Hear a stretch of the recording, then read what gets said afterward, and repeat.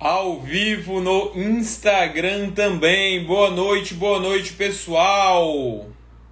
Vamos nessa. Estamos ao vivo no Instagram e no YouTube. Eu vou pedir perdão, como eu sempre faço, pro pessoal do YouTube, e que eu não vou olhar diretamente para vocês, mas eu sei que tem gente que gosta de assistir na televisão e tudo mais. Então eu transmito no YouTube também, mas vou ficar olhando para o nosso grande público que é no Instagram. Mas a live vai ficar salva tanto para o Instagram como para o YouTube. Fiquem tranquilos, será uma noite de muito aprendizado. Todo mundo me vendo e me escutando bem, pessoal? Todo mundo me vendo e me escutando bem? Por favor, me avisem.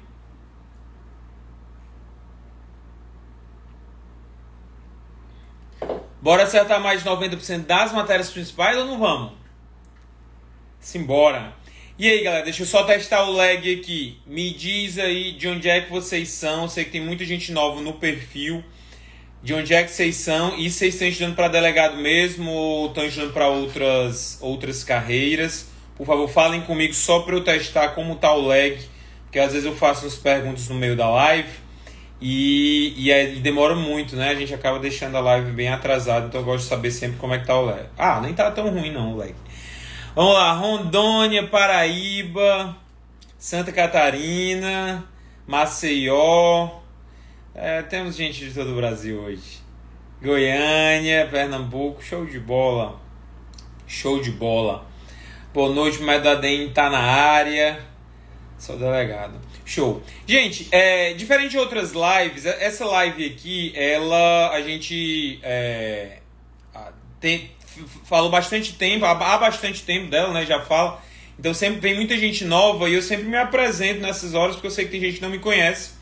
E de repente não sabe nem o que está fazendo aqui, né? O meu nome é Adalberto, eu sou procurador da República no Ceará, tá? Membro do Ministério Público Federal, já fui aprovado em vários concursos e hoje ensino gente a ser aprovado também. Vocês devem ter olhado os stories, de vez em quando aparecem uns aprovados.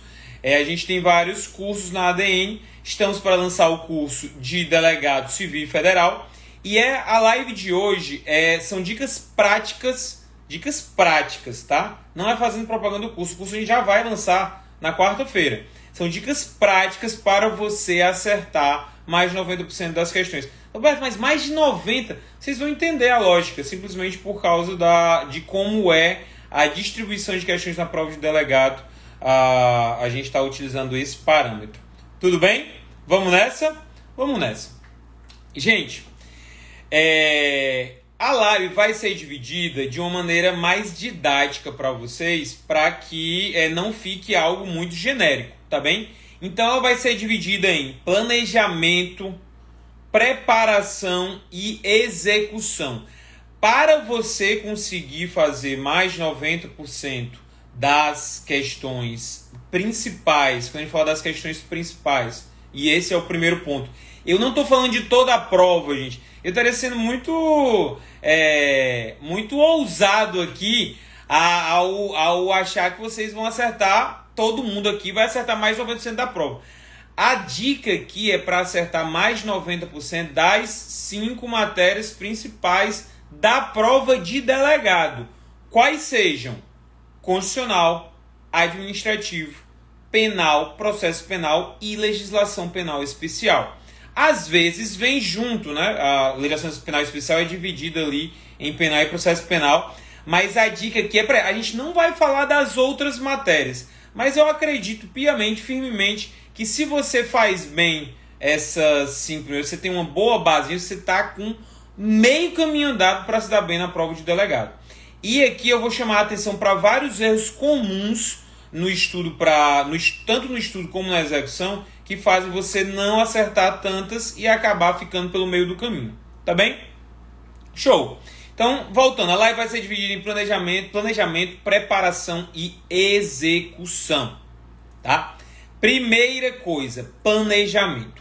Muita gente vai iniciar os estudos para concurso público. O pessoal do YouTube, eu sei que está chegando gente aqui no YouTube, já tem 10 pessoas online. Eu fico olhando para o meu celular, tá? Então vocês não fiquem ciumentos, mas só porque tem um público maior no Instagram, mas as lives vão ficar salvas e com boa qualidade tanto em um como em outro.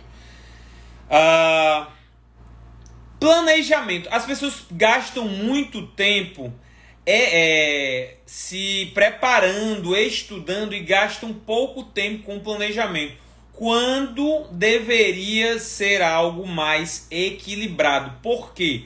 Porque o planejamento te faz ganhar tempo a médio e longo prazo, tá bem? E inclusive é uma das principais coisas que a gente trabalha na ADN, né? Com planejamento, com estratégia. Mas aqui eu vou esmiuçar para vocês como é que a gente formula essa estratégia para que os nossos alunos tenham bons desempenhos. Tudo bem? Então, a divisão do planejamento é em 3, tá? Planejamento se divide em assuntos, se divide em materiais e se divide em tempo. Vamos lá de novo, quem está anotando, tá? Um planejamento de estudos para qualquer concurso, a gente vai falar do de delegado aqui especificamente, mas para qualquer concurso ele se divide em 3. O planejamento, eu não estou falando ainda em preparação, falando em planejamento antes da preparação, né? Ele se divide em 3. Os assuntos, o material e o tempo. O tempo, pessoal, a gente vai falar amanhã, eu já adianto. O que é isso, Roberto? O tempo é a questão da revisão. Qual é o melhor momento para entrar a revisão, para repetir conteúdo? Qual é o timing para mudar o estudo de primeira para segunda fase? Isso tem a ver com cronograma de estudos, execução de cronograma. A gente vai ter um live só sobre isso amanhã. Lembrem-se, hoje não é um live sobre cronograma. Hoje é uma live para aumentar o seu percentual de acerto. O tempo tem a ver com isso? Claro que tem. Porém, a gente vai se debruçar mais sobre ele amanhã. Hoje a gente vai tentar focar nessas dicas práticas, tá bem? Então sobra assuntos e material, pessoal. Assuntos. O que mais cai em prova. Básico, né? Às vezes a pessoa fala, mas professor, eu gosto muito do seu curso porque tem o que mais cai, vocês selecionam. Gente, mas muita gente faz isso. Muita gente faz a seleção do que mais cai em prova.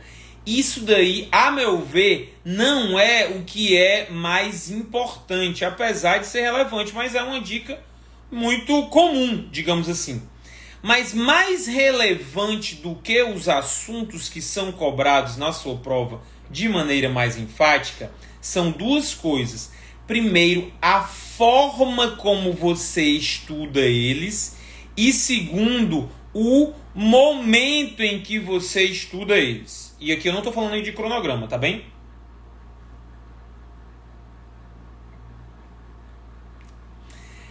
Eu vou dar um exemplo para vocês. A parte de controle de constitucionalidade, de direito constitucional, que tem uma outra prova delegado que eu já vi não ter no edital, mas na grande maioria dos editais tem. A parte de controle de constitucionalidade, ela é cobrada mais pela lei, pela doutrina ou pela jurisprudência, pessoal? Eu vou já emendar porque vocês vão respondendo e a gente vai emendar. A parte de atos administrativos é cobrada mais pela lei, pela doutrina ou pela jurisprudência?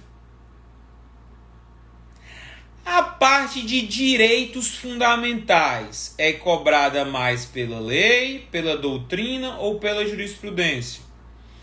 Vocês vão, até pelas respostas de vocês, às vezes a pessoa ela não tem uma noção tão concreta disso. E isso acaba fazendo com que ela não tenha o tempo aproveitado da melhor maneira possível. Ela vai aproveitar bem o tempo dela, gente? Vai aproveitar bem no sentido de estar estudando algo que serve para aquilo ali. Mas ela vai estar estudando da melhor maneira possível, da maneira mais otimizada? Talvez não. Por quê? Porque isso exige um estudo estatístico, tá? Exige um estudo estatístico. Então, pelas nossas estatísticas, por exemplo, se verifica que controle de constitucionalidade é cobrado mais em forma de doutrina. Então, mesmo que tenha a lei lá do controle de constitucionalidade, que é a lei 9882, 9878, não, vocês sabem melhor do que eu hoje. Mesmo que exista a lei, ela é cobrada mais em forma de doutrina. A parte de direitos fundamentais para delegado, por mais que tenha muita doutrina sobre direitos fundamentais, é cobrada mais na lei. É cobrada mais na lei. Artigo 5º. Porém, cresça que é parível. Você vai ver mais questões de lei, no caso da Constituição. A parte, por exemplo, de atos administrativos é eminentemente doutrinária, como eu já falei. E uma que é jurisprudência, Adalberto. O que é jurisprudência? Muito princípios, tá? Princípios têm uma junção grande de doutrina e jurisprudência. Então, princípios de direito penal. Qual é o principal princípio de direito penal que vocês vão ver em toda prova de delegado, praticamente, gente? Qual é?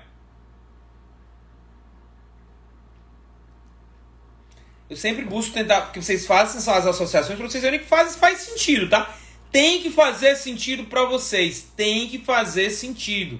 Qual é o principal princípio que aparece que é moldado pela jurisprudência? Princípio da insignificância. Então, os princípios em geral é uma junção de doutrina e jurisprudência.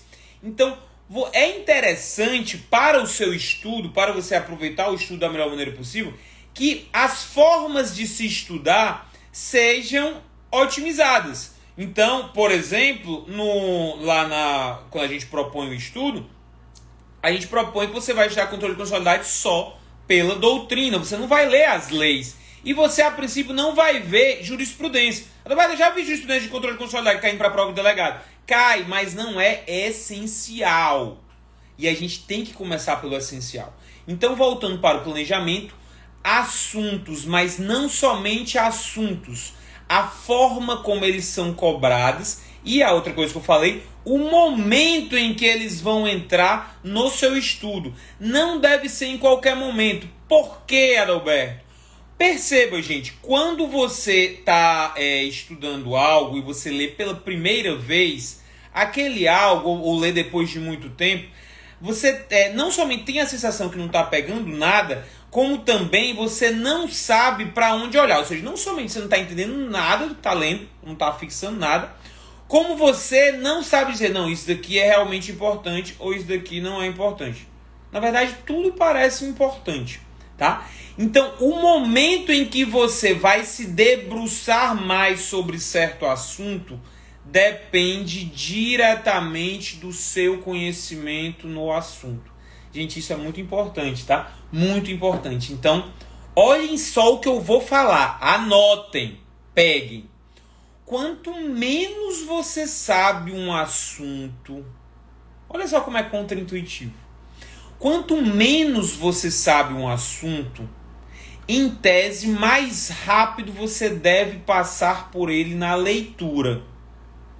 Quanto menos você sabe um assunto, em tese, mais rápido você deve passar por ele na leitura. Por quê, pessoal? Simplesmente porque a gente aprende por repetição. Qualquer aprendizado que nós temos na nossa vida, aprendemos por repetição. Vou dar um exemplo mais simples para vocês. Vamos supor que vocês estão aprendendo a cozinhar. Tudo bem?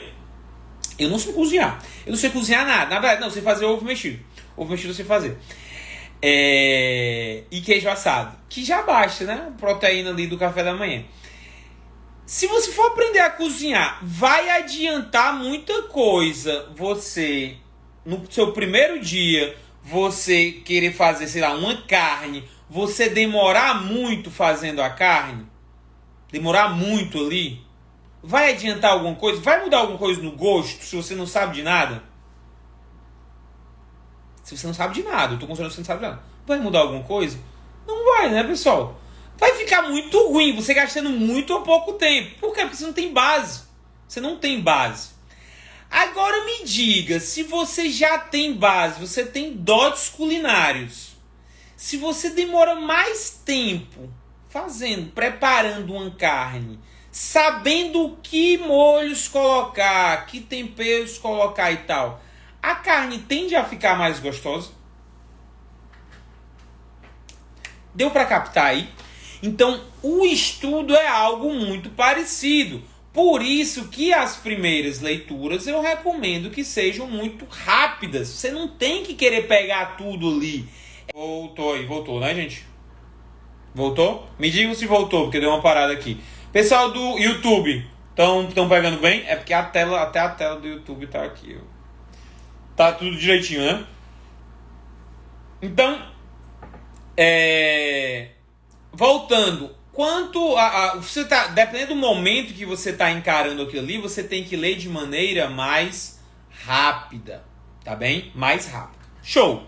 Então, assuntos mais vistos, forma de assunto, o tempo que você está vendo. Beleza. Materiais, tá?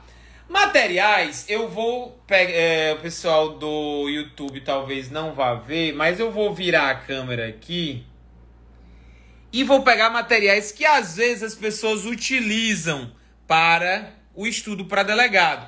O pessoal do YouTube que não está vendo é porque a câmera fica ruim de virar. Mas é o material do Kleber Masson, do Pedro Lenza, Renato Brasileiro e Matheus Carvalho, tá?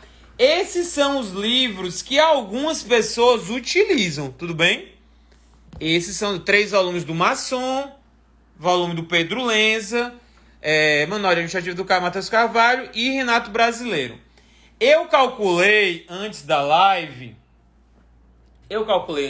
gente, dá em torno de 5.500 páginas, tá bem? Todos eles juntos, 5.500 páginas para se ler uma vez. Porque se você for repetir, você vai precisar do dobro do tempo. Adalberto, mas eu confio no seu método e eu não estou lendo todo o livro. Eu estou lendo uma parte. Tudo bem, uma parte do livro. Teoria do crime, que é uma matéria que a gente pede para ler toda, né, nos nossos cursos. Teoria do crime, teoria geral do crime aqui no Kleber Masson tem...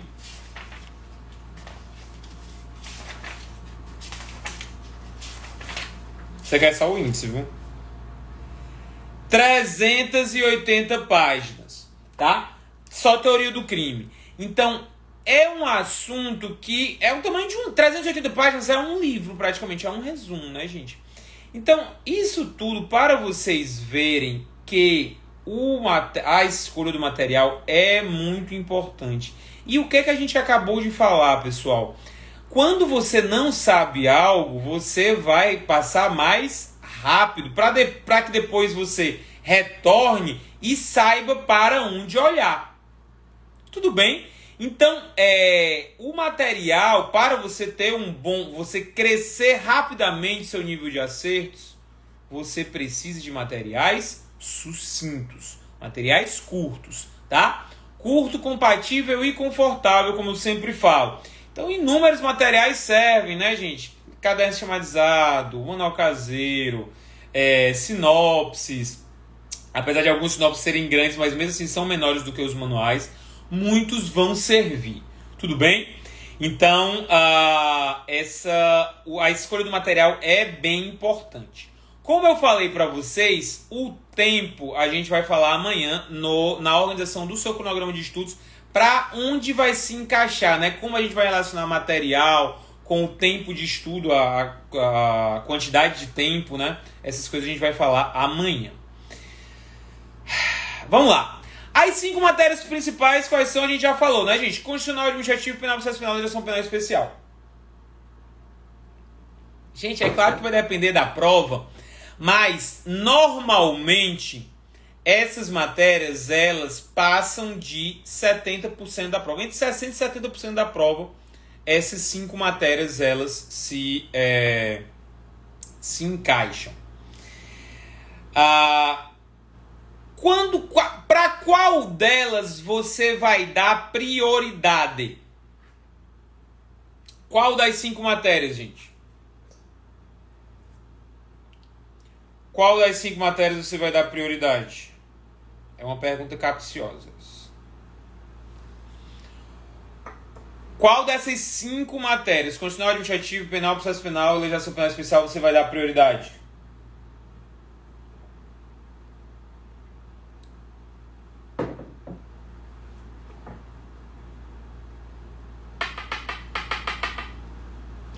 Muito bem, Denis. Todas, né, gente? Todas as matérias. Por quê? Porque a gente precisa da repetição espaçada. Se a gente priorizar alguma... Muito bem, gente. Muito bem. Muita gente acertando. Se a gente priorizar alguma... Porque às vezes a pessoa pode dizer... Nossa, é constitucional. Porque constitucional é a base das outras. Seria um pensamento razoável. Sendo que a gente está falando de 5 principais. A gente está falando das 5 principais que caem de forma muito parecida, né? O número de questões é muito parecido. A administrativa, em algumas provas recentes, caiu menos. Então, naturalmente, seria dar menos importância a ela. Mas a tendência é que as 5 tenham importância muito semelhante. Cuidado com isso. Porque o que é que acontece? As pessoas pensam, poxa, eu preciso saber muito penal e processo penal. Penal e processo penal, eu tenho que estar craque em penal e processo penal. Sendo que, em termos de custo-benefício, quando você para ver, penal e processo penal, se você parar para analisar as provas, tirando as que são muito fáceis, existem provas fáceis, sabe uma prova que foi muito fácil? Prova da Polícia Civil do Rio Grande do Norte. Muito fácil a prova, o processo penal estava ridículo. Mas a tendência é que em penal e processo penal... Você vai lembrar da prova do Rio, quem fez as últimas provas, se cobre de maneira mais profunda, porque é a vida do delegado, né? Então, e além disso, na segunda fase também pode se questionar de maneira mais aprofundada. Então, a tendência é que a penal e processo penal venham questões mais difíceis. E a pessoa pensa, então preciso estudar muito penal e processo penal. Sendo que você não vê o outro lado. Você não vê o outro lado. Você não passa, não é porque você erra questões difíceis. Você não passa porque você erra questões fáceis. Ao priorizar determinadas matérias que têm impactos semelhantes na sua prova, você deixa de lado matérias importantes e corre um alto risco de errar questões fáceis. Essas questões fáceis vão deixar você fora do jogo. Tudo bem, gente? Vocês estão me acompanhando até aqui? Não é que penal... Poxa, se eu pudesse escolher, eu escolheria penal e processo penal. Mas quando você se debruça muito sobre elas duas, você não utiliza a repetição espaçada para melhorar o seu conhecimento. Porque você só tem 2 matérias. A repetição espaçada, para funcionar, ela precisa de vários horários. Então vamos colocar os 5. Tá? Eu separei aqui também alguns livros que eu considero interessantes para aprendizado. Todos os nossos cursos são baseados em ciência, né, gente? Ciência da aprendizagem. Então, tem esses 2 aqui que eu tô lendo, bons, tá? Quando, que é uma questão de timing, e esse Ultra Aprendizado, que eu comecei a ler, são bons livros, falam sobre aprendizado. E tem esses outros 3 que eu já li umas 3 vezes, que é esse aqui, Como Aprendemos, esse daqui, Aprendendo a Aprender, e esse daqui que foi no tablet, que é o Fixe o Conhecimento, tá? Fixe o Conhecimento. O pessoal do YouTube tá aqui o livro. Esse Fixe o Conhecimento é excelente. E todos eles falam de repetição espaçada. Então, para você aumentar a sua pontuação nas provas, você precisa distribuir irmãmente o seu tempo nessas matérias principais para ficar muito bom nelas. Quando você ficar muito bom, aí você começa a diminuir. Tudo bem? E aqui entra um erro muito comum. A gente já está aqui na fase de preparação, tá? Eu dividi em planejamento, preparação e execução. Planejamento é só aqui. A gente não está executando nenhum estudo ainda. Preparação é o estudo por si. Não é porque você está chamando de preparação e não de execução. Porque execução é a sua prova. Execução é a sua prova. Botem isso na cabeça de vocês. Vocês ficam tudo arrumadinho para estudar. E quando vai fazer a prova, faz de uma maneira totalmente desleixada. Não tem que ser assim. A prova é o ponto alto da sua preparação como um todo. A prova é o ponto alto da sua vida concurseira. Então, quando eu falo preparação aqui, é preparação em termos de estudo. Você está se preparando para a prova. Você não está se preparando para estudar. Deu para perceber a diferença?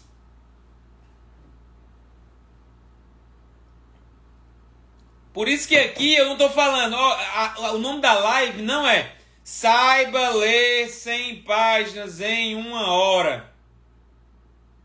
Porque não adianta de nada se você não fixar. Poderia colocar, né? Leitura dinâmica, que eu fiz uma vez um curso Fulleride lá no Rio. Mas você tem que se preparar para a sua prova. Beleza? Então, um erro muito comum é o seguinte. Você está estudando, aí você estuda, sei lá, 2, 3 vezes aquela matéria, faz um simulado e vai bem. Aquelas matérias, né? Em 5 matérias, faz um simulado e vai bem. Sem aferir nível de dificuldade, sem aferir nada.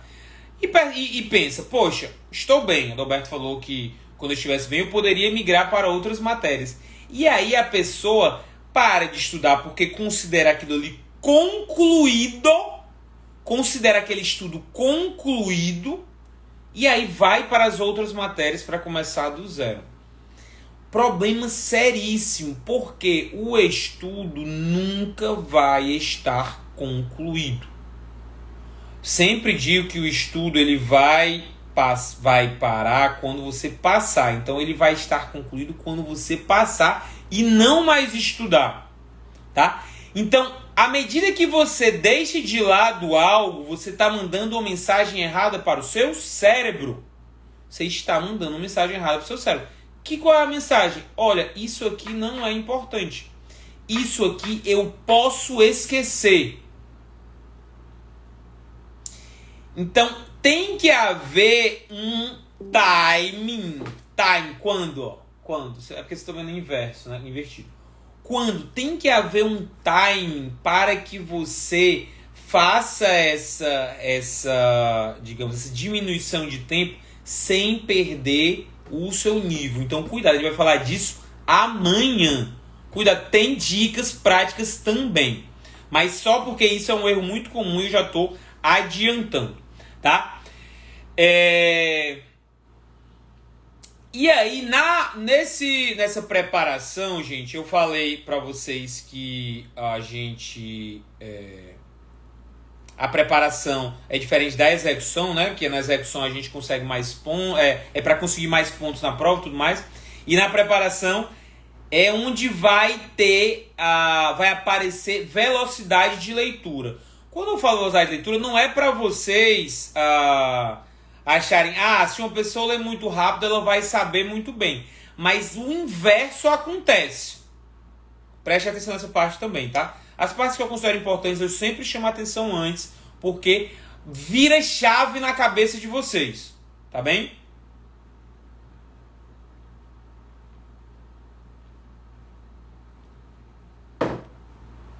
Se você lê rápido, não obrigatoriamente você sabe muito sobre aquele assunto. Se você lê algo rapidamente, não obrigatoriamente você sabe muito sobre aquele assunto. Porém, o contrário acontece. Se você sabe muito sobre determinado assunto, você tem que ler aquilo mais rapidamente. Se você sabe muito bem um assunto, você necessariamente tem que ler mais rapidamente ele. E isso tem a ver com equilíbrio de conhecimento, pessoal. Dalberto, o que é o equilíbrio de conhecimento? O equilíbrio de conhecimento é você chegar numa prova, se a prova estiver fácil, você fechar ou chegar perto de fechar. É o que a gente está buscando aqui, né? Acertar mais de 90% das questões de uma prova mediano, né? Porque uma prova difícil você não vai acertar. Então, vale pensar assim. Acontece. Peraí que já volto. Então, se você sabe muito, você obrigatoriamente lê rápido. E você tende a acertar mais questões na prova. Se você não sabe algo, você tende a ler mais devagar. Detalhe, esse momento aqui, eu não estou falando no momento do primeiro contato com a matéria, tá, pessoal? Vocês vão lembrar do que eu falei no início da live. O primeiro contato com a matéria é necessariamente rápido, porque você tem que ter noção de contexto. Noção de contexto. Os demais contatos com as matérias, com a matéria, você vai se deter quando você não sabe tanto. E você vai ir mais rápido quando você sabe. Tudo bem até aqui? Mandem corações aí, gente. Vocês estão acompanhando? Ou então, se tiver algo confuso até sobre o que eu falei até aqui, eu vou abrir um pequeno espaço para pergunta se vocês não estiverem me acompanhando. Porque a partir desse momento a gente vai seguir de uma maneira mais rápida na live e de repente não vai dar para parar para responder as dúvidas de vocês. Tá todo mundo me acompanhando até aqui? Todo mundo me acompanhando no YouTube, gente? Show mesmo? Porque são detalhes sutis, né? Às vezes a gente não pega. Então, tem muita gente que tem uma mania de querer saber tudo da matéria. Então, aquela matéria que ela sabe muito, ela às vezes se detém mais, porque ela quer ter um domínio completo sobre aquele assunto, porque aquilo dali satisfaz o ego dela. Eu sei muito bem, eu quero... esse detalhe aqui eu não sabia. Nossa, e essas teorias triparte, quadriparte do delito antecedente da cruzeta? Entendeu? Então, tem as pessoas que querem saber mais detalhes, sendo que acabam atrasando muito o estudo dela. Atrasando muito o estudo. Então, o equilíbrio de conhecimento, ele envolve o seguinte: chega na prova fácil, você vai fechar ou chegar perto de fechar. A prova está difícil, você vai fazer a média, meu irmão. A média vai acertar algumas e errar outras. Sendo que quando você junta a média das difíceis com ter acertado todas as fases, ou a grandíssima maioria das fases, você junta as duas e passa. E passa. Eu não oriento gente para passar em primeiro lugar. Eu acho que o primeiro lugar ele vai ter uma orientação, ele vai estudar sozinho sempre e vai conseguir o primeiro lugar, porque o cara é muito bom e ele tem um monte de qualidades que às vezes o concurseiro comum, normal, não tem. Eu oriento a pessoa normal, tá bem? Então eu quero que ela passe. Fatalmente ela não vai passar em primeiro. Às vezes ela até pode aprender ali os aspectos do estudo, depois estudar sozinho e passar. Mas a orientação é para pessoas normais, tá? Então a pessoa normal, ela vai acertar as fáceis, ela vai fazer grande parte das medianas e vai fazer a média nas difíceis. O que é a média? Se numa determinada prova de 10 questões a média das pessoas que fizeram foi 2, 3, foi uma prova difícil. Tudo bem? Então, o cara aprovado, ele pode fazer 2, 3, contanto que na prova fácil ele tenha fechado. Isso é estatisticamente comprovado. A gente já provei para mais ver várias vezes que você fazendo essas médias... E o conceito de questão fácil e difícil é pelas pessoas que fazem. Não é pelo conteúdo. Não é pelo teor daquela questão. É pelas pessoas que fazem. Então uma questão é difícil, pode ser um assunto ridículo. Ridículo, sei lá. COFIFOMOB, requisitos do ato administrativo. Questão muito... um tema muito bobo. Porém, colocaram como uma pegadinha na prova. Um monte de gente errou. Aquela ali foi uma questão difícil. Ao passo que às vezes pode ter um tema muito complexo, teoria da graxa, mas do jeito que fizeram a questão, do jeito que elaboraram a questão, foi uma questão fácil.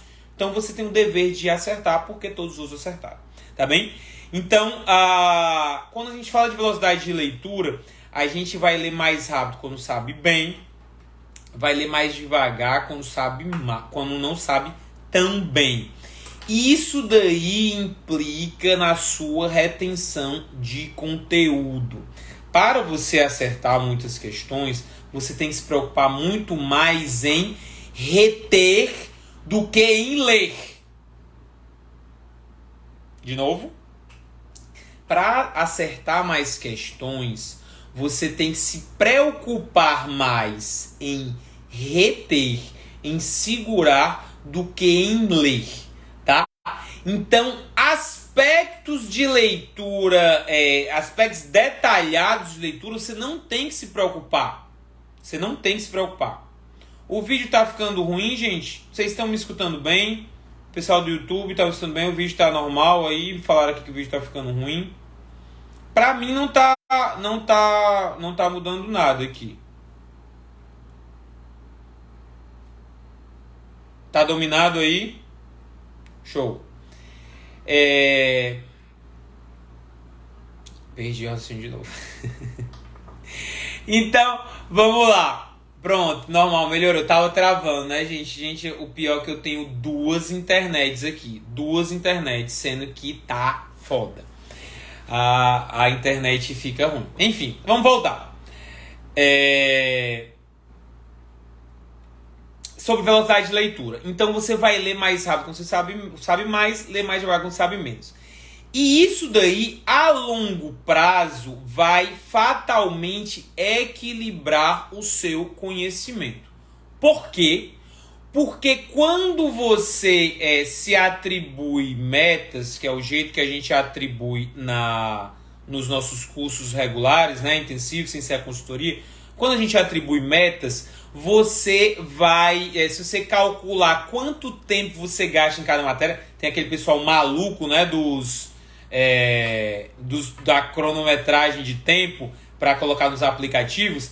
Se você parar para ver se tem as metas e parar para calcular o tempo, naturalmente você demora mais tempo nas matérias que você sabe menos tempo nas matérias que você sabe mais. Mas há maneiras de você aumentar velocidade e fixação. Tem até um post meu sobre isso, eu vou falar delas de forma bem rápida. São 3 maneiras. Importante isso, tá, gente? Importante na preparação para que você, lendo mais rápido, você consiga repetir e na repetição você consiga reter. Tudo bem? Quais são as 3 dicas? Eliminar a subvocalização. Tudo bem? Eliminar a subvocalização. De muitas maneiras eles são para o nosso cérebro como máquinas de nivelar o gelo em um ringue de patinação. Os cochilos aparam os cortes, riscos e arranhados que um dia deixam em nosso joelho mental. Isso aí você tá lendo, Roberto. Você não tá subvocalizando. Subvocalizando é assim. Os cochilos aparam. Gente, isso daqui diminui muito a velocidade de leitura e não tem absolutamente nada a ver com fixação. É uma ilusão sua achar que você ficar resmungando o que você está lendo, você vai fixar melhor. Você talvez, naquele momento, você ache que está sabendo melhor. Sendo que a médio e longo prazo, isso daí e nada é a mesma coisa. Sendo que, por isso, diminuir a sua velocidade de leitura faz com que a médio e longo prazo você leia menos do que o que poderia. Tá bem? Além da subvocalização, há um outro problema. Isso aqui eu acho que bem mais gente fez. Toda sexta-feira, os assistentes de órgão do governo encarregado de proteger os Estados Americanos das ameaças à saúde pública. Toda sexta-feira, os Regressão visual. A regressão visual a gente faz quase involuntariamente, porque a gente tem uma doença que quer ter o controle sobre tudo que a gente está lendo. Então, se em alguma palavra a gente acha que não entendeu, a gente volta. Achou que não entendeu? Volta. Não faça isso. Não faça isso. Leia continuamente. Adalberto, eu acho que eu não entendi. Normal. A compreensão vai vir pelas repetições. Pelas repetições, gente. Compreensão não vem por uma leitura solta. Não vem. Vem pela repetição. Tudo bem? Show. E a terceira, utilizar mais de um sentido, tá bem? Que não é a fala. O outro sentido, se você lê, você pode ler e escutar, tá? Escutar. Fazendo dessa maneira, você aumenta o seu foco. Então, você tem uma chance menor de você se desconcentrar. Consequentemente, você consegue avançar mais rapidamente na leitura. Então, eu abri esse espaço para valorizar a leitura, que eu sei que tem muita gente que se preocupa, mas para vocês verem que ela é um auxílio, tá? Um auxílio para que você leia mais rápido e na repetição você retenha. O nome do livro, né? É excelente, gente, o livro. Fixe o conhecimento. Fixação de conhecimento é importante, tá bem? Então, na parte de preparação, leituras, não mudar as matérias do nada, questão do tempo e a questão da discriminação perceptiva, muito importante e tem a ver também com essas leituras. Quando você está lendo pela primeira vez, você não sabe para onde olhar. Quando você está lendo pela 10ª vez, você sabe para onde olhar. Então, você tem que continuamente apurar a sua visão. Olhar e enxergar. Porque muitas vezes a gente olha e não enxerga, né? Está ali na nossa frente. Está na nossa frente aquilo ali. Mas a gente leu ali já, sei lá, umas 5 vezes aquela matéria, foi fazer a prova, 5 vezes determinado conhecimento. Você já leu 5 vezes. Aí você foi fazer a prova, errou a questão. Você, caraca, não tá no meu material isso aqui. Com quem já aconteceu isso? Não tá no meu material isso aqui, não é possível. Eu já li esse assunto que eu já li várias vezes. Não tá no material. Aí vai ver, tava no material. Você leu 5 vezes, sendo que você não enxergou. Não enxergou. O que é que melhora isso, Adalberto? O que é que melhora isso? Estudo concomitante entre lei seca e resumo, né, que é a parte de leitura, e resolução de questões. Estudo concomitante. Todo dia você fazer lei seca, resumos e questões. Por que, Adalberto? Porque o seu cérebro vai associando naturalmente. Naturalmente. É uma fixação espontânea. A discriminação perceptiva, ela se dá nesses mini traumas. Mini traumas. Então, por exemplo, você estudou já 5 vezes aquele assunto, aí não viu que determinado conhecimento estava ali, fez a prova, errou. Caraca, isso aqui não tem no meu material. Vai ver lá e tem. Aquilo ali te provocou um mini trauma. Agora, toda vez que você passar por aquele material, você vai olhar e vai ter raiva. E vai ter raiva daquele conhecimento que você errou e às vezes você não passa na prova porque errou uma questão. Tudo bem? Então, a discriminação perceptiva, ela é muito importante no seu estudo e quanto mais avançado você está, melhor ela será. Por isso que é uma maluquice você querer, na primeira leitura, achar que sabe o que é realmente importante para o seu estudo. Você não vai saber, galera. Não vai saber. E tem duas maneiras, e tem dois aspectos aí. Não somente você não vai saber, porque muitas vezes você não fez nenhum tipo de pesquisa, então você não sabe o que é importante, mas isso é uma maneira mais universal, né? Se a pessoa fizer uma pesquisa, ela pode até saber isso. Mas tem um outro aspecto, o seu aspecto pessoal. Às vezes, você lendo uma vez um assunto, você entende aquilo ali e você acerta todas as questões. Ou seja, você, de forma, digamos, específica para você, aquela leitura funcionou. Mas para o seu colega não funcionou. Ele leu a mesma coisa que você, mas não pegou. E ele continua errando a questão. Então, para ele, quando ele estiver fazendo uma discriminação perceptiva, ele vai grifar aquilo ali. Vai ser importante para ele. Para você não vai. Por quê? Porque você já acerta todas as questões. Por isso que você tem que fazer de maneira... Por isso que desde o primeiro dia dos nossos cursos, a gente coloca para o aluno fazer questão. Ele pode não saber de nada, sendo que ele ali já vai estar treinando o cérebro dele. Tá treinando, galera. Tá treinando o cérebro para discriminar o que realmente é importante. Ter um olhar mais refinado. Tudo bem? E a última parte da preparação é a resolução de questões, que eu já falei uma parte aqui.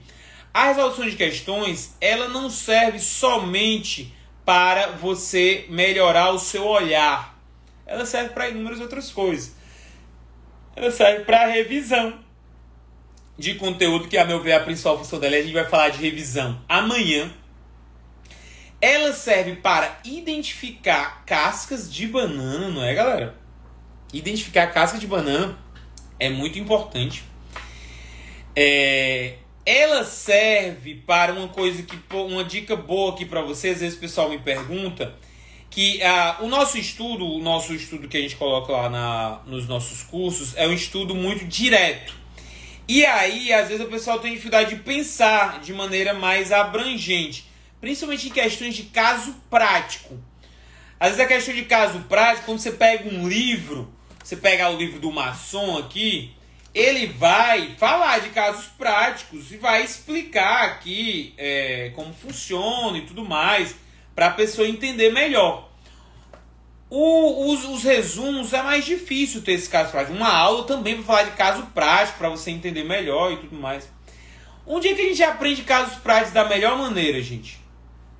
Fazendo questões de casos práticos, tá? Fazendo a questão de caso prático, você aprende muito bem. Por quê? Porque quando você lê, você já raciocina sobre aquilo ali. Fatalmente, você vai errar.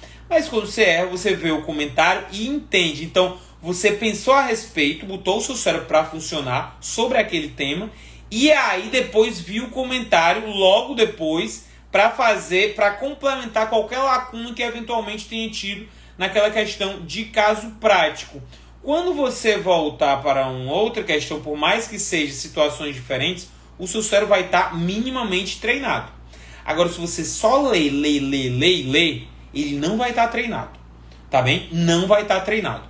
Então, aprendam a treinar o seu cérebro. As questões vão servir para revisão, vão servir para discriminação perceptiva, vão servir para cascas de banana, vão servir para resolver casos práticos e vão servir para a principal função dela na execução, que é treinar o seu cérebro para a hora da prova. Lá na prova, pessoal, é cobrado, os assuntos que são cobrados são assuntos espalhados de maneira aleatória, ou a prova diz assim: não, agora eu vou cobrar questões de controle, agora eu vou cobrar questões de teoria do crime, agora eu vou cobrar questões de prisão. Ela fala isso? Não, é uma mistura, né, gente? Então, o seu cérebro ele tem que aprender a pensar de forma aleatória. Ele tem que aprender a pensar de forma aleatória. Se ele pensar assim, eu vou fazer aqui questões só de prisão, vou estudar prisão, vou fazer questões só de prisão. Se ele aprender a pensar assim, quando ele for submetido a uma questão que ele tenha que pensar fora da caixa, ele não vai conseguir. Ele não vai conseguir. Então você tem que ajudar ele a pensar dessa maneira e fazer questões é a melhor maneira para isso acontecer. Amanhã a gente vai dizer os timings, né, os momentos de colocar mais tempo de questão, menos tempo de questões, porque amanhã é a organização do cronograma. E agora vamos para a execução. A execução para que você consiga acertar mais de 90% numa prova mediana, né? Conforme eu já falei. Execução é prova, tá? Execução é prova. Não é estudo. Primeira, uma coisa zero que você tem que saber, que é antes de tudo. Quando você for fazer a sua prova, você tem que estar com o seu cérebro funcionando da maneira mais otimizada possível. Ele não pode estar estressado. Aqui eu estou dando uma dica para você se diferenciar dos demais. Me respondam sinceramente, gente. Você acha que se diferencia dos demais estudando 12 horas por dia na semana da prova? Você acha que se diferencia dos demais estudando 12 horas por dia na semana da prova, gente?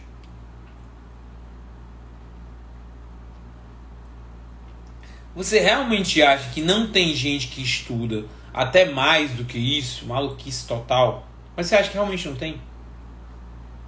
Por que o seu estudo vai ser tão diferenciado a ponto de, porque está estudando mais tempo, vai ter mais chances do que outro na véspera da prova?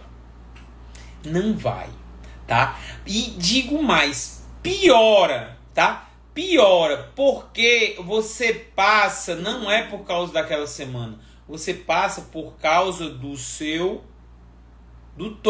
todo o seu estudo. É muito simples de entender. Se a gente passar só por causa de uma semana de estudo, todo mundo deixava pra estudar na semana da prova, pô. É muito simples. Não estudava nada, já pegava a semana da prova e estudava aquilo tudo ali. Sendo que você tem que pensar invertido. Se é todo o tempo que eu estudei, todos os assuntos, a forma que eu estudei antes, ali naqueles 6, 7 meses, 1 ano antes, 2 anos antes, eu preciso ter o máximo de coisas à minha disposição. E para eu ter o máximo de coisas à minha disposição, o máximo de conhecimento à minha disposição, eu preciso estar com a minha máquina, a máquina que faz eu buscar esse conhecimento na minha memória, descansada. Então, parem com essa noia de querer se matar de estudar em véspera de prova. Senão, você não vai estar aproveitando da melhor maneira possível. Ponto. Eu falo de novo, já repeti 1 milhão de vezes, eu sei que tem muita gente que não obedece. E eu já cansei de ver uma galera vindo me agradecer depois. Se eu tivesse escutado antes. Testem. Precisa deixar uma vez. Não testem na prova da vida de vocês, não, porque vocês podem ficar com medo. Testem uma prova qualquer. Deem uma descansada perto da prova. Tá? Então essa é a dica zero. Mas aí tem outras dicas mais práticas. Treino de simulados, tá? O simulado, quando eu digo treinar simulados, é treinar como de fato se faz a prova. Não é treinar de qualquer jeito. Por exemplo, você faz prova de concurso toda semana? Claro que uma vez ou outra, né? A prova seguidas e tal. Mas você faz toda semana prova de concurso?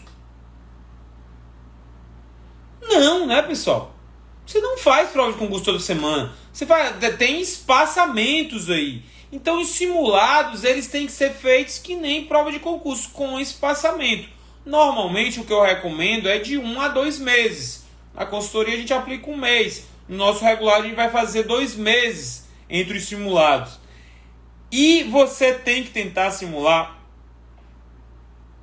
as condições da prova o máximo possível. Como é que é isso? Fazer a prova no horário que de fato, fazer o simulado no horário que de fato é a prova.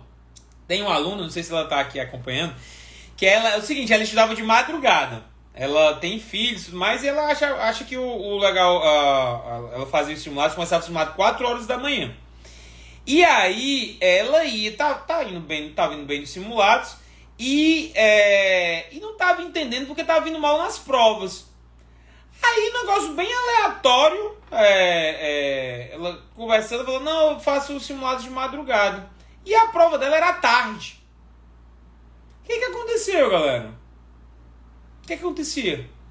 O cérebro dela estava acostumado a pensar bem, de maneira leve, solta e tudo mais, de madrugada. De madrugada. A tarde para ela era quase noite. Por quê? Porque ela começava o dia dela de madrugada. Então à tarde ela já estava muito cansada. Mesmo a prova sendo num domingo, a tendência é que o nosso corpo respeite rotinas. Então, a tendência é que o cérebro dele estivesse cansado num domingo à tarde. Então, tem que fazer o simulado nas mesmas condições. Prova impressa, sem separar, né? Feita toda 5 horas, 4 ou 5 horas, dependendo de como for a prova. Se tiver discursiva, faz a discursiva também. Então,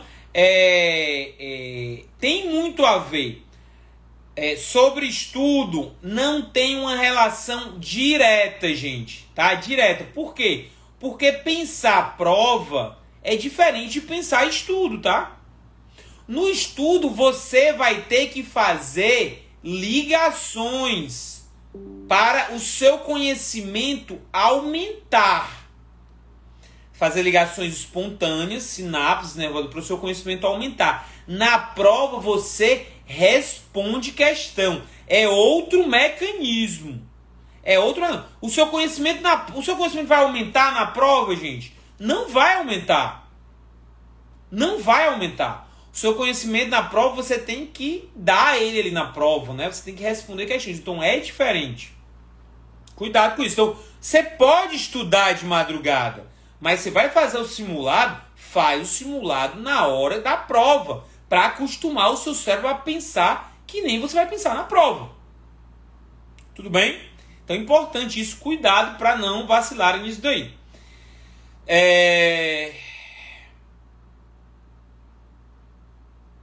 E agora 3 aspectos, tá? Pra gente finalizar a live aqui. Primeiro, automatização de rotina na prova. No simulado, você vai treinar a rotina da prova. Então, se você faz... Eu sempre aconselho que faça a prova de 1 a 100, né? 1 a 100, 1 a 120, 1 a 80, dependendo de quantas vezes for a prova. Sequenciada. Mas se você gosta de fazer, começando pela que você acha que tem mais domínio, comece por ela no simulado e comece na prova. Faça a mesma rotina. Por quê, gente? Importante isso, tá? Quando você tá lá na prova, você não tem que gastar energia. Você não pode gastar energia pensando em como fazer a prova. Eu vou dar um exemplo aqui para vocês. Eu tô fazendo aqui a prova, aí eu sempre começo por constitucional. Vamos supor que eu não recomendo, tá? Pra mim é sempre começando da 1. Mas eu supor que eu sou uma outra pessoa e eu sempre começo por constitucional. Aí eu vou em constitucional, aí eu faço a primeira, a segunda, a terceira e não sei nada de constitucional. Ai meu Deus do céu, não vai. Qual eu faço agora? Não vou concluir constitucional porque tá muito difícil, vou mudar pra ver se tem alguma mais fácil. Qual eu faço agora? Só esse ato de parar e pensar ali no momento da prova tá fazendo você desperdiçar tempo e energia. 2 coisas que vão te faltar. Tá bem? 2 coisas que vão te faltar. Tempo e energia. Tempo porque você tá pensando na hora da prova no que fazer e não tem. Na hora da prova você tem que ser padrão. Vocês lembram daquela cena, você lembra do Capitão Nascimento? Eu sempre falo, porque tem 2 que eu sempre falo, né? Que é do estratégia, mas tem a outra quando eles estão subindo o morro no primeiro filme, que ele fala, galera, padrão, Todo mundo, não importa o que acontece ali, o comportamento dos caras é padrão. É padrão porque eles já treinaram aquilo dali 1 milhão de vezes. O comportamento da prova é isso. A prova tá absurda. Padrão. Questão difícil. Pulou. Lê uma vez, não sabe? Pula. Adalberto teve 10 questões difíceis seguidas. Pula as 10, as fáceis vão aparecer. É só você ter um comportamento padrão. Agora, vamos supor que você não tem. Você você se submete a como vier a prova. Você faz a primeira é difícil, faz a segunda é difícil. Na terceira é difícil, você começa a chorar. Tá bem? Então, vocês têm que automatizar. Quando você aproveita o simulado para isso, você torna o seu procedimento padrão. Padrão. Quando eu digo, alguém que botou olhinho aí que fica mudando gabarito, quando eu digo para não mudar a porcaria do gabarito, é por causa dessas faltas de treinamento. Se você treinar e perceber que não adianta mudar gabarito e se obrigar a não mudar gabarito, você vai chegar na prova e isso daí não vai acontecer. Mas você precisa treinar. Porque se você não treinar, você vai chegar e vai dizer, não, mas essa daqui eu tenho que mudar. Quando é padrão, não importa o que acontece, a gente não vai pegar exceção. Não vai. Tá? Então, não mude gabarito, mas tenha um comportamento padrão na hora da prova. Não precisa ser o que eu proponho. Alguns devem ter visto aquele post, né? De como contar os itens e tudo mais. Não obrigatoriamente precisa ser aquele, gente. Não precisa ser aquele. Mas tenha um procedimento padrão. O meu era o seguinte. Era 1 a 100, questão difícil. Eu li uma vez, sabia que não sabia, pulava. Chegava ao final da primeira leitura, eu já tinha marcado algumas. Ia ler a segunda. Lia de novo, se eu não soubesse a resposta. Porque perceba, quando a gente faz a primeira leitura, gente, vão acontecer 2 coisas com a gente, tá? 2 coisas quando a gente mata a primeira leitura. 3 coisas. Primeiro, a gente vai perder a ansiedade da prova, que às vezes a gente tem uma ansiedade para saber como tá a prova e tal. A gente já vai ter lido uma vez, então tira a ansiedade ali, é legal. A gente vai, ao longo da prova, desenvolvendo raciocínios que vão ficar correndo paralelamente na nossa cabeça. Ou seja, quando você lê uma questão e você não sabe, você pula ela, mas o seu cérebro fica indiretamente, de maneira remota, digamos assim, pensando naquela questão ali. De repente ele consegue localizar aquele conhecimento, enquanto você faz as outras questões. Mas vai acontecer um terceiro fenômeno, que é você ficar mais cansado. No começo da prova, você está muito mais atento. À medida que a prova vai passando, você vai ficando mais cansado. E aí, meu amigo, quando você deixa para analisar uma questão que você já marcou descansado, você deixa para reanalisar ela de maneira cansada, você acha que a sua decisão vai ser boa ou ruim? Ou vou reformular, você acha que pegando 10 decisões dessas, a maioria vai ser boa ou ruim? Me respondam. Acabou. Ruim, né, pessoal? Vai ser ruim. Você vai decidir cansado, você decide mal em qualquer aspecto. Então, tem um procedimento padrão. Procedimento padrão, tá bem? E a última coisa para você manter essa habilidade de sempre acertar muitas questões nas provas de delegado. Correção imediata depois da prova. Fez uma prova. Dá pra ler sim, viu, Fabiano? Dá pra ler. Fabiano tá falando assim, essas provas sem questão de 4 horas não dá pra ler tudo numa primeira vez e voltar pra responder, fica sem tempo. Dá sim. É só você não ficar... Porque quando eu falo ler rápido, é ler uma vez e você já se ligar, você sabe. Agora você lê uma vez, aí fica voltando para um item, aí pensa um pouquinho e tudo mais. Aí você vai gastar tempo. O que eu tô falando é ler uma vez para matar todas as fases. As questões só você sabe de primeira, você mata de primeira. Então, a última dica é corrigir imediatamente depois as provas que vocês fizerem. Não joguem reprovação no lixo. Por quê? Pensem comigo. Vocês vão ter, vocês fizeram a prova no domingo, tá? Fizeram a prova no domingo. Durante aquela prova, teve algumas questões que vocês se debruçaram muito tempo sobre elas. Muito tempo. Se debruçaram ali, aquelas questões, normalmente as questões que vocês erraram, né? Porque as questões que vocês acertam, a gente tem que gastar menos tempo, né? Tem que gastar pouco tempo. As questões que a gente erra, a gente tem que gastar mais tempo. Então, a gente já raciocinou bastante sobre aquela questão ali. E o que dá mais raiva é que a gente vai ter raciocinado bastante e vai ter errado, né? Sendo que o que acontece? Quando acaba a prova, o que é que eu fazia? Eu pegava, acabava a prova, não curtia conversar muito sobre a prova depois dela logo, porque estava muito cansado, cabeça cheia e tal. No outro dia, quando eu estava viajando, eu já começava a corrigir independentemente do gabarito. Principalmente as que eu estava agoniado. Porque tem aquelas questões que a gente sempre fica agoniado, né? Caraca, essa questão não sei, tô na dúvida e tudo mais.